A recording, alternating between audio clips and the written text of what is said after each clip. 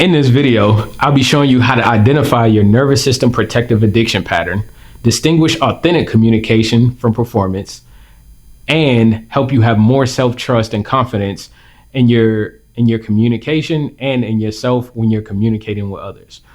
And by the end of this video, you'll have 3 practical action steps to help you in your day-to-day walk and in your confidence and identity journey.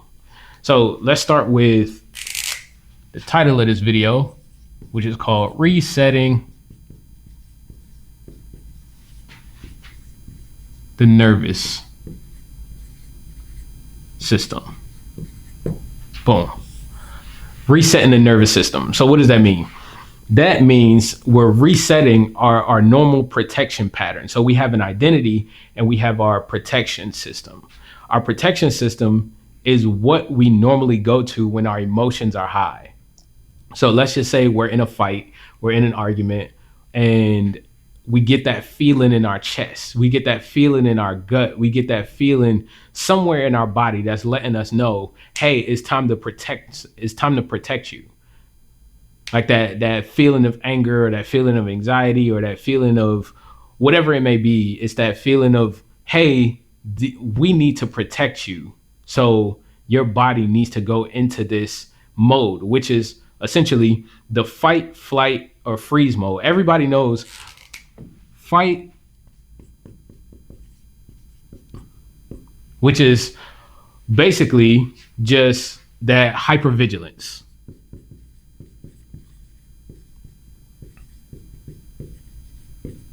Right? Fight is hypervigilance. Let's just say you're in an argument with your significant other and you are like checking your phone. You send them a text and then you're checking your phone every 10 minutes or every 2 minutes to see if they replied. You checking your phone, you sent the text, you're angry, you're like, why ain't he reply yet? Why ain't she reply yet? You're checking your phone. It's that hypervigilance that's keeping you up, that's keeping you alert or fighting back to where you're arguing for your point of view. The next one, obviously, is flight. And this can look like changing the subject,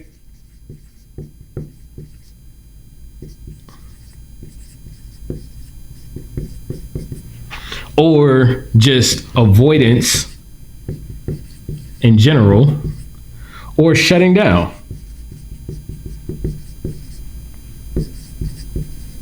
Shutting down. Oh, I don't want to talk about this anymore. Let's talk about something else. Let's come back to this. Let's do something different. And then obviously we have freeze. So that's like going numb, right? That's going numb. You're unable to recall. So forgetfulness. When you having a conversation and you forget what something said or what somebody said, it's forgetfulness. You're not able to recall what's going on. You're dissociating from the whole experience. It eventually leads into dissociation. And a lot of people don't know this, but is one more, and it's called fawn, which is essentially people pleasing.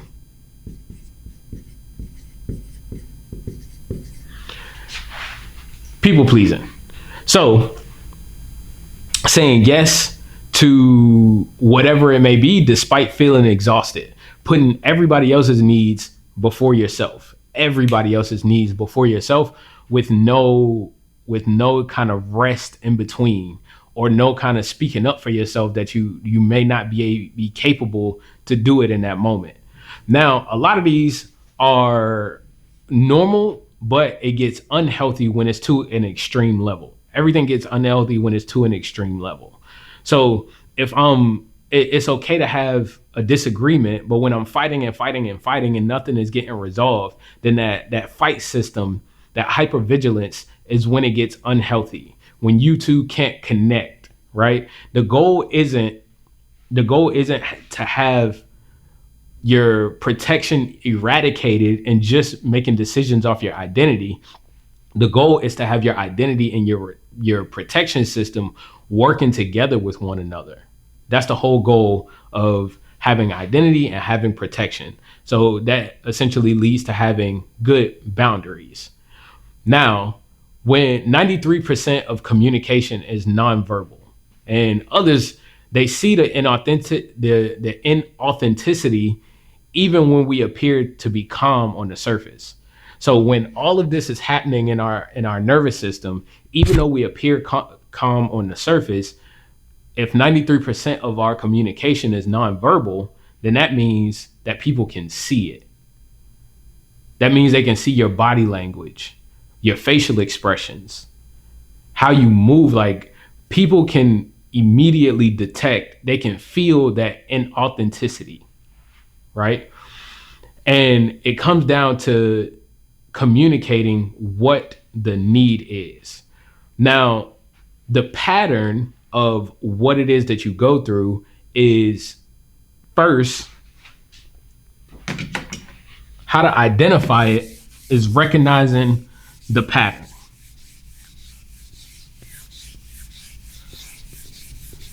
Right?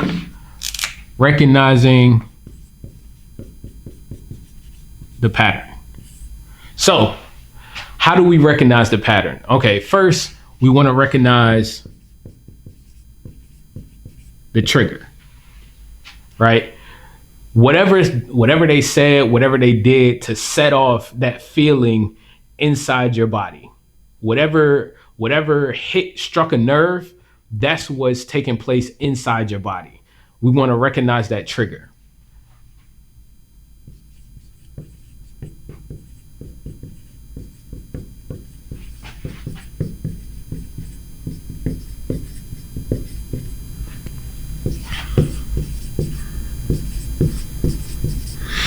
That we want to recognize that trigger. Now, the second thing we want to recognize is the behavior. Right? Whatever we did as a response. So the behavior is the response. People like to start at the behavior. Oh, well, you did this when you felt some type of way, or you did this when this happened. No, it's not starting at the behavior. It's starting at the trigger. What's happening inside your body before this situation took place? Or what did they say to make you feel that way inside your body? And then what happened after that? What did you do after that in response to whatever it is that they said? How did you respond? What actions did you take? And then we can recognize after the behavior is the protective addiction.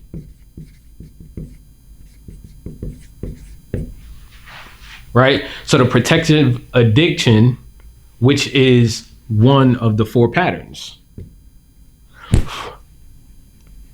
which is the fight, flight, freeze, or fawn, right? So recognizing which one of those you're doing in the moment. Are you dissociating? Are you fighting? Are you freezing up? Or are you saying, what is it that you need? So are you putting others before yourself, even though you feel exhausted? Are you fighting? Are you checking yourself or checking whatever the temperature is every 2 minutes? Are you changing the subject? Are you deflecting? Or are you freezing? Are you just going numb? Are you dissociating from the conversation? And then after all of that is recognizing the true need of whatever it is that you want, the real emotion that you need underneath the surface complaint. So the real emotion underneath whatever it is that you actually are complaining about, right? You may need to you may need connection. You may need, I'll tell you a story. Like for me and my wife, for example, the other day we were going back and forth about something, and she said something that triggered me. And I was like, wow. Wow. So I just had to take a step away. And then when we came back to talk about it later, I was like, it was like a feeling in my chest that I was like, what? And I wanted to fight and fight for my point. But the real need under all of that was I needed support. Like I was fighting so hard to get her to see where I was coming from, but the real need under it was to feel supported. And in the midst of the conversation, she was fighting to be heard. That's the real emotion under it. I need to feel heard. Right? So a lot of the times she has a freeze reaction. I have a fight reaction. She can dissociate when it becomes overwhelming, and I can fight, or flight and just let let it be. Just be like, I don't even care anymore. Right? But the real need that we're having is I need to feel support and she needs to feel heard. Now, when it comes to communicating that,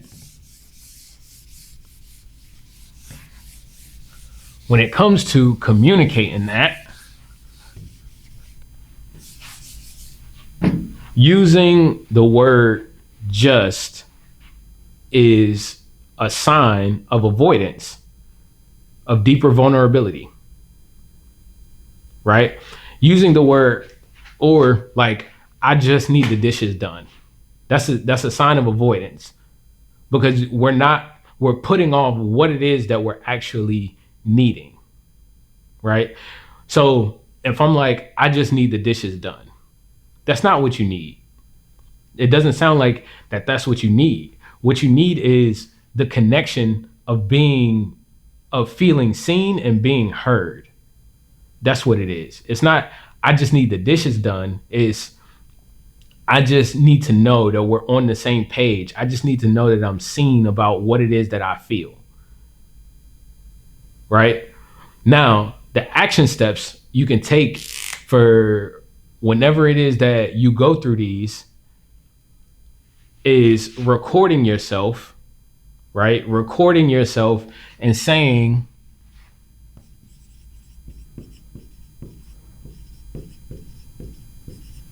record yourself saying,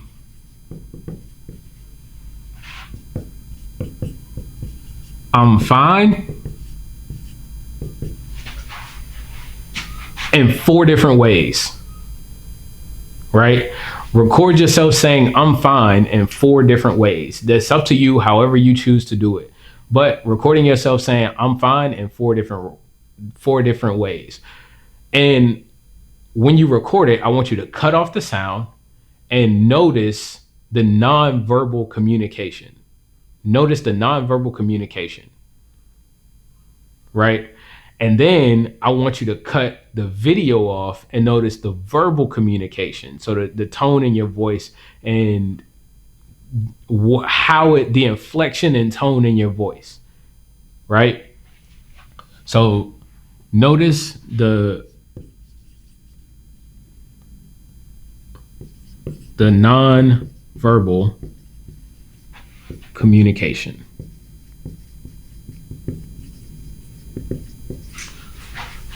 Okay?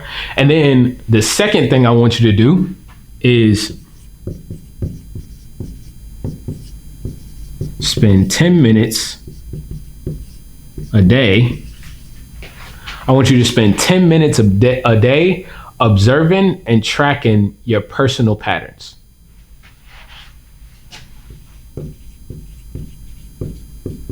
Observing and tracking personal patterns. All right. So spend 10 minutes a day tracking and observing your personal patterns. And then I want you to write down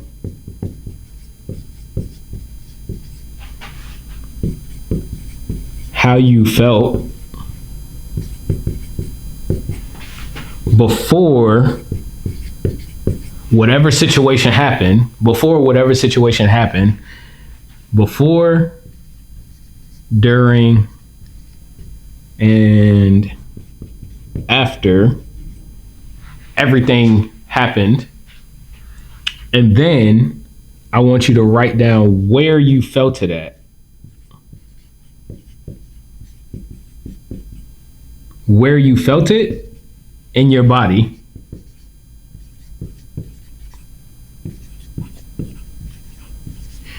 And what was that feeling protecting you from?